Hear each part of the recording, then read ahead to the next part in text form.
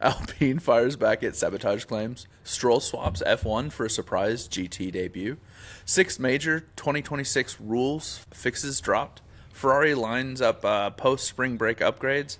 And Lewis Hamilton admits that he had to break the rules to change F1's fashion. Let's get into it.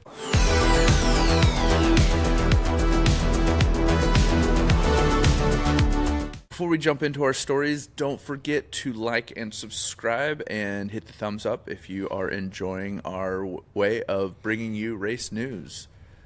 We love the engagement.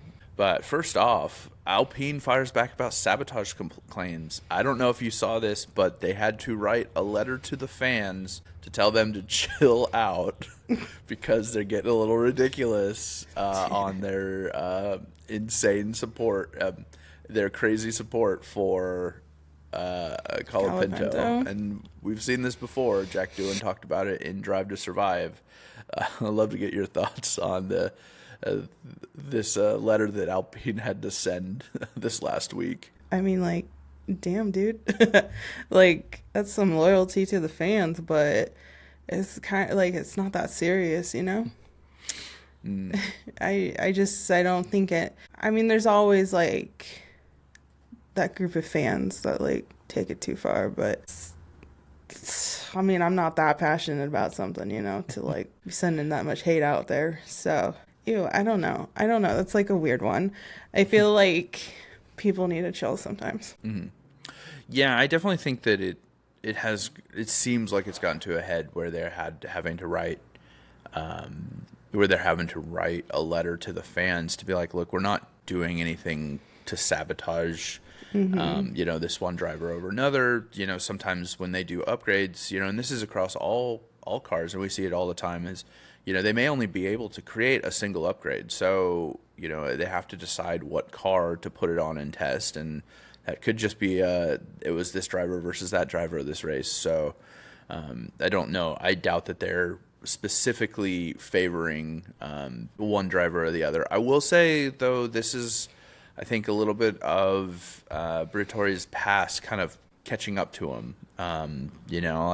He's all about creating this environment of cutthroat and stuff like that. And I think that mentality could be catching up, and a lot of some of his past as well. So I think they needed to, because soccer had such a hard time tamping down hooliganism. And you can see in MLS here in the U.S.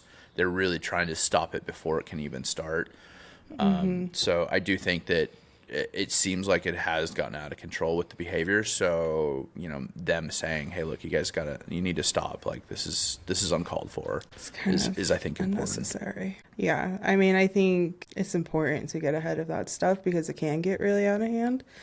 And I don't, like, they weren't sabotaging him. Like, Gasly has shown that he's better. I'll stand in the hill of, like, I think if they had the same exact cars, which they probably do, Gasly would still be better. So, hopefully I don't get death threats for that. I don't know. But Gasly's he's also a more seasoned and senior driver as well. Because he's got that experience, it makes more sense to possibly try out new upgrades that could potentially have a adverse effect that a more seasoned driver might be a little bit more adept to catching before it becomes a bigger problem. Than possibly a crash. Are they favoring one over the other? I don't think so. It just, they're pretty equal in racing. I just think that the fans just need to realize that, like you said, it is a race. Let's be there to support the drivers and be excited to see racing and go and leave it about there. Everybody take a deep breath in. We don't give a fuck. You don't give a damn. Yeah, everyone just chill the fuck out. Or don't. I don't care.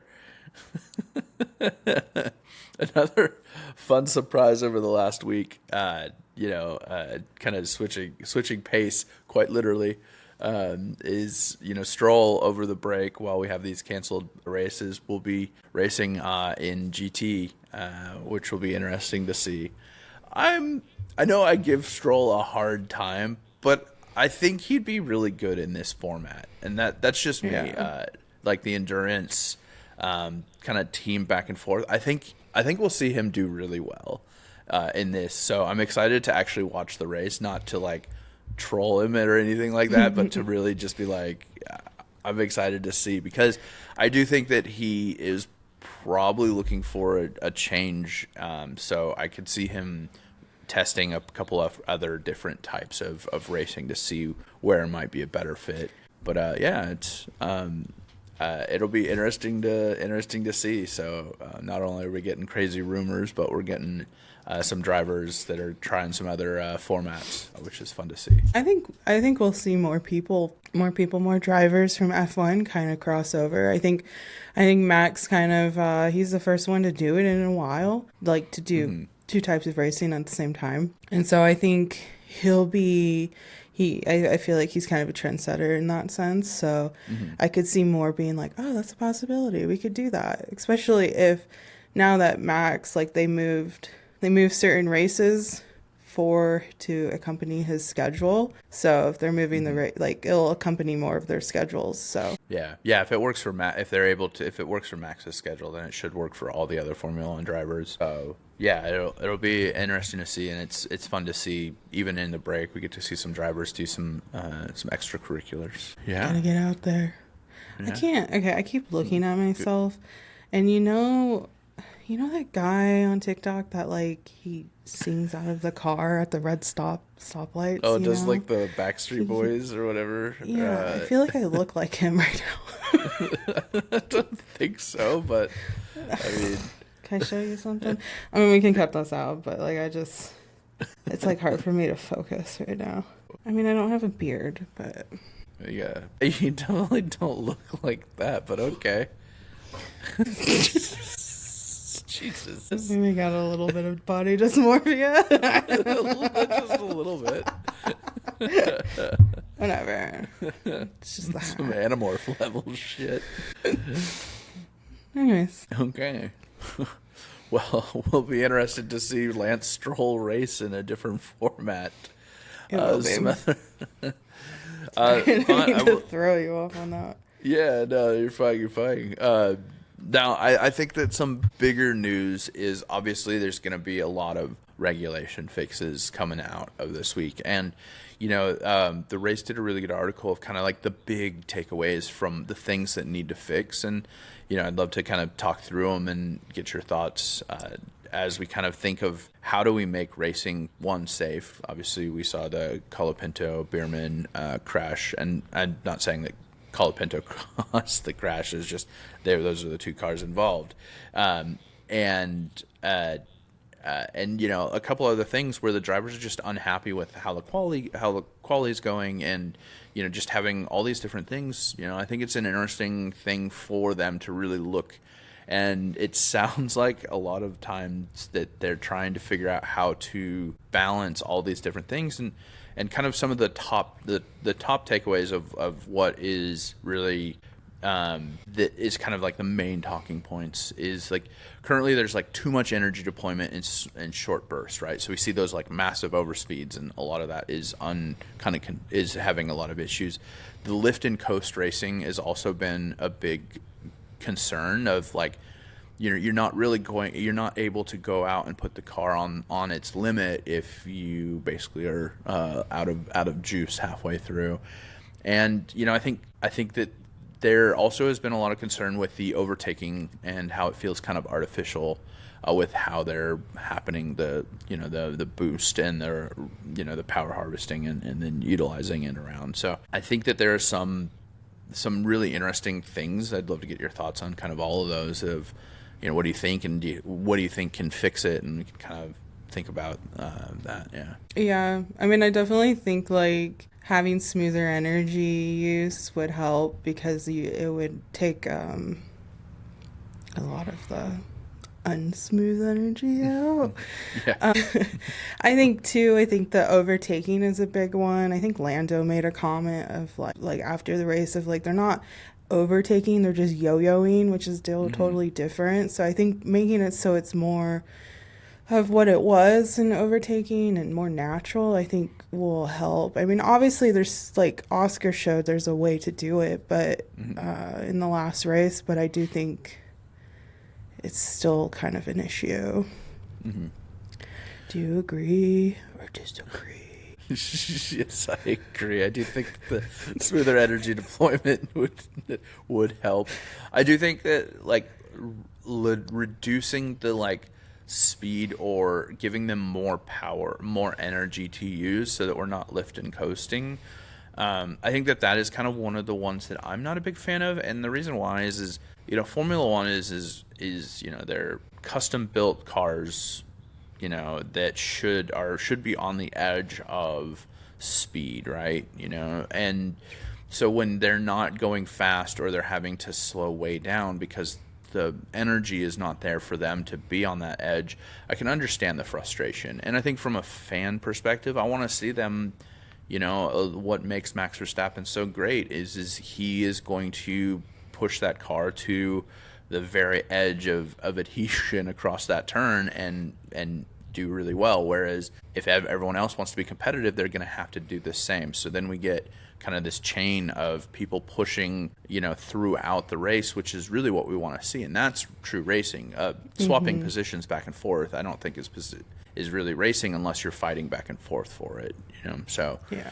I do think that it would be nice if they could fix that bit of it where the cars can do whatever the best performance and there's no limitations throughout the race, whether it's they need bigger batteries, they need more engine to battery availability, however they end up fixing that. I think that's going to make the racing more enjoyable to the fans. Cool. Yeah, you're really into this one. I mean, you sent me this list like an hour before we recorded, and I was just waking up because it's early here. And where's your complaint? I'm sorry. I wish you could have sent it to me last night, and I could have read it when I wasn't sleeping. I know. It's okay. I sent it last night. Sorry. No, it's okay. I need to be more prepared, so I know what I'm talking about. So, whatever. Luckily, I'm the personality hire, so. The personality. Yep. It will be interesting to see what they change over the break, and it sounds like they're already starting to make changes. So as we see them, we'll make sure to discuss accordingly. Well, and they have a big meeting coming up. I think I saw FIA announced, so it'll be interesting to see what comes out of that. And next. Oh yes, next. Well, it wouldn't be us unless we weren't talking about the Flippy wing of Ferrari, and it sounds like we should be seeing this wing come Miami, hopefully. So, and maybe some other upgrades to get Ferrari into the fight with Mercedes. I think they need to stop teasing us with this wing and just put it on the car and let us see it. Let it fly, let it vibe. Let it do its thing. What do you got to lose? I want to see it. Miami feels appropriate. It does. The Macarena. Let's really Ferrari this and go, hey, let's the least amount of testing time. Let's put a new part that does something wild and crazy on our car. I mean, they got good drivers, so they'll make it work, right? And I feel like, come on. Like, whatever. I'm just excited if it works. I mean, I'm excited for, like George Russell has his pose. All of a sudden, Ferrari's going to have their, like, Flippy wing slogan. I flip for you. Flipped you off while you went by. Oh man, it'd be nice if they just put speed. Flip for speed. It'd be funny if they just put like a middle finger on it. Yeah, I mean, Ferrari, obviously they're the ones that are the closest to Mercedes right now, so I feel like whatever they implement is important, but I think as long as the upgrades are making the car faster, then yes. If it's something that's the point, that helps. If it's something that some engineer is like, it'll work, I promise, I got this, and then it doesn't work. But we've spent all this time talking about it and them getting us hyped about this really innovative way to do your rear wing. What if it's just like a distraction to something else, They're like, just distract him with this Flippy wing for right now. And then they'll pull out some like radical invention. A radical invention. I don't know. I guess the Flippy wing is a radical invention, but you know what I mean. Like, yeah, they'll be like, "Oh, here's our rocket-powered electric yeah. car." I don't know. I want to see it. I think it's cool. Yeah, I just want to see if it really does give this like performance. I mean, my guess is, and from what I understand, the biggest challenge that they're having is getting it to turn in time to be in compliance with the amount of speed that they need to do it in. That similar to what we saw with the Mercedes front wing a while ago, people questioning, the timing on that. So, getting it flipped around in time to meet the like requirements for that is probably where they're having a hold up. But it will be interesting to see, and hopefully they can bring it to Miami, and hopefully it does give them a little bit more performance. Well, thank you. Well, speaking of Ferrari, we can talk about our favorite driver, Hamilton. There was an article this week talking about how basically he had to break F1 rules to change how drivers showed up and how they dressed. And I mean, it's no surprise if you look at him comparatively to some other drivers when they walk in the paddock. He obviously has a flair and has, built kind of this brand around him. But it was really interesting that, it's another thing that he really had to fight for versus just showing up in the team jerseys. I mean, I love it. Sometimes he looks like totally couture and cool. Sometimes he looks like a toddler that wandered out. But I think good for him. I feel like, why not? We know what team he's on by now. It's not like he needs to rep the team.